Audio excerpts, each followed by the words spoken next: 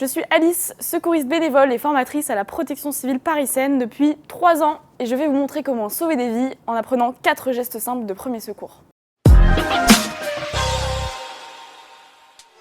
Les premières minutes qui suivent un accident sont primordiales. L'action d'un sauveteur formé avant l'arrivée des secours permet de maximiser les chances de survie en bonne santé de la victime. Avant d'intervenir sur n'importe quelle urgence, il faut toujours s'assurer que la victime, vous en tant que sauveteur et les témoins, êtes en sécurité, pour éviter tout risque de suraccident. Vous pouvez commencer par supprimer le danger si c'est possible, en écartant les objets dangereux à proximité, en faisant de la place autour de la victime et en débranchant les appareils autour si nécessaire. Ensuite, quelqu'un, que ce soit vous en tant que sauveteur si vous êtes seul ou une autre personne qui assiste à l'urgence, alerte les secours en composant soit le 15 pour le SAMU, le 18 pour les sapeurs-pompiers ou le 112. Le 112 qui est le numéro d'appel d'urgence européen unique, disponible gratuitement partout dans l'Union européenne. S'il faut en retenir qu'un seul, c'est celui-ci.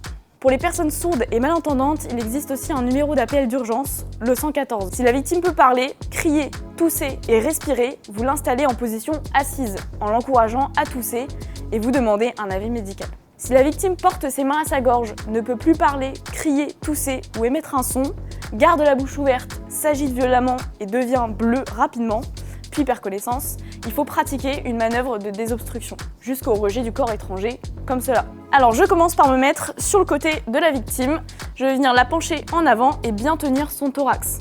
Ensuite je vais venir effectuer 1 à 5 claques dans le dos avec le talon de ma main entre les 2 omoplates de la victime.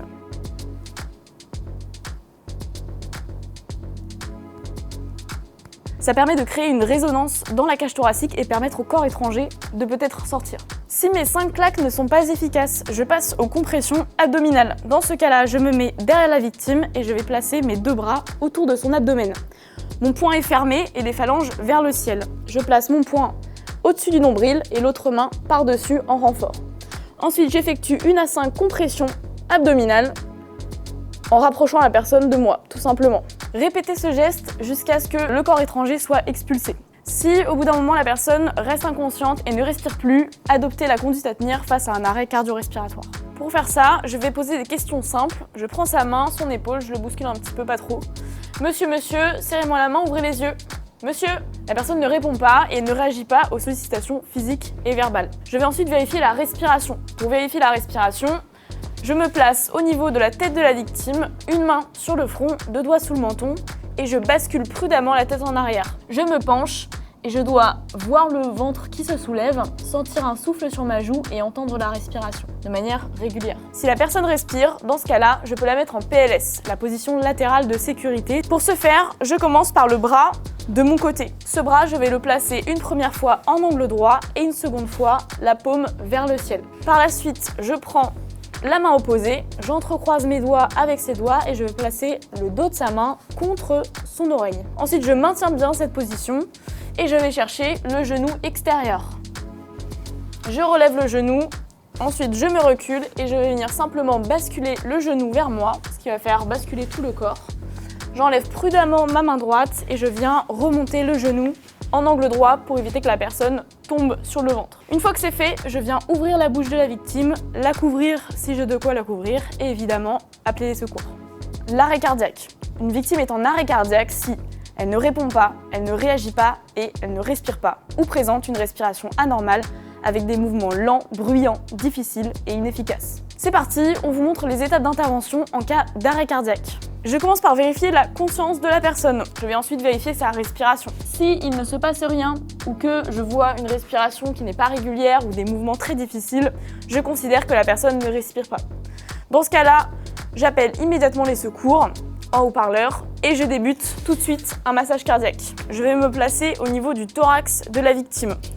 Je place le talon de ma main sur la partie inférieure du sternum, sur la ligne médiane de celui-ci.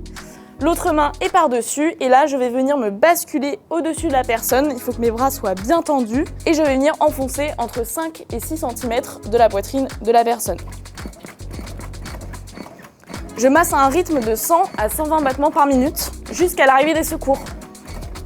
Ce rythme est le rythme de la chanson Staying Alive des Bee Gees, qui est vraiment la chanson parfaite pour faire un massage cardiaque puisqu'elle a exactement le bon rythme. Lors du massage cardiaque, il est possible de casser une côte, n'ayez pas peur, dans ce cas-là c'est une question de vie ou de mort, il faut absolument continuer le massage cardiaque pour permettre au cerveau d'être oxygéné en permanence. Alors si vous disposez d'un défibrillateur à proximité ou qu'une personne vous l'apporte, vous pouvez l'utiliser. Dans ce défibrillateur, vous avez 2 électrodes que vous placez l'une après l'autre.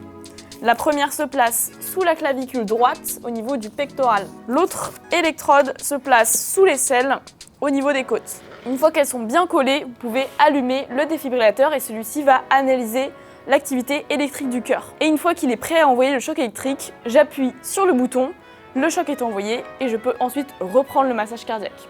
L'analyse se fait toutes les 2 minutes. Vous continuez d'alterner entre le massage cardiaque et la défibrillation jusqu'à l'arrivée des secours, c'est très important. Tous les défibrillateurs se trouvent dans des lieux publics obligatoirement.